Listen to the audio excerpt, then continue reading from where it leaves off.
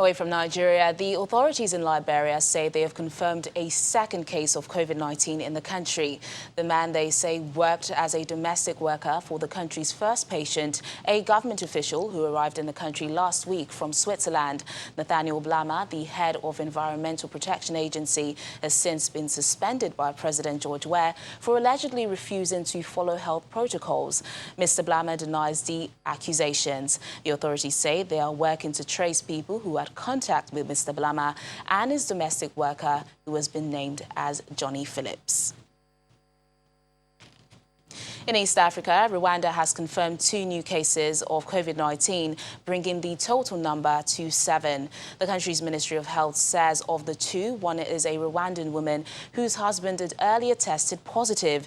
The other patient is a German who arrived in Rwanda from Germany on March 13, then developed a cough and went to the hospital on March 15. Rwanda confirmed its first coronavirus case on Saturday. There are now more than 400 known cases of coronavirus across the continent. 4 countries, Egypt, Algeria, South Africa and Morocco, account for more than half of the coronavirus cases on the continent. Egypt has recorded 126 cases, Algeria 60, South Africa 62, and Morocco 37. 7 people have died, 4 in Algeria, 2 in Egypt and 1 in Morocco. Well, as a result of the rise in cases on the continent, many countries are shutting their airports and land borders to keep out people from countries that have a high number of confirmed cases. Hundreds of international flights have been cancelled, schools have closed, and travelers from coronavirus-hit countries have been restricted or, in some cases, banned from visiting some countries in Africa.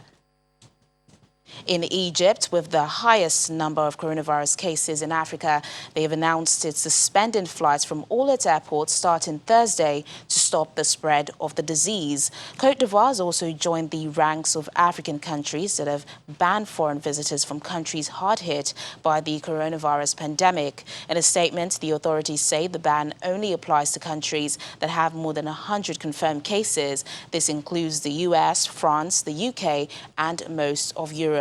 All schools and universities have also been closed for 30 days. The country currently has 3 confirmed cases of the virus and no recorded deaths.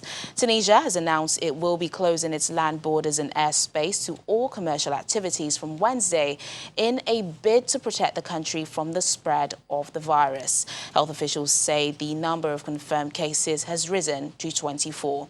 And over in Sudan, the Sovereign Council in charge has declared a state of emergency in a bid to stop the spread of the virus. All airports, land and sea border crossings, except to humanitarian aid, have been closed. Sudan confirmed its first case on March 13. The man in his 50s died in the capital, Khartoum. He had arrived from the United Arab Emirates. Test, test and test. That's the latest message from the head of the World Health Organization, Dr. Tedros Ghebreyesus. He urges countries to test every suspected case of coronavirus in order to bring the outbreak under control. Currently, not every African country can test for the virus yet, raising fears that cases could be missed.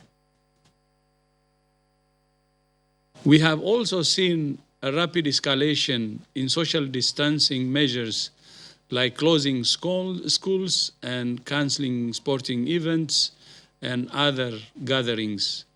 But we have not seen an urgent enough escalation in testing, isolation, and contact tracing, which is the backbone of the response. The most effective way to prevent infections and save lives is breaking the chains of transmission. And to do that, you must test and isolate. You cannot fight a fire blindfolded, and we cannot stop this pandemic if we don't know who is infected.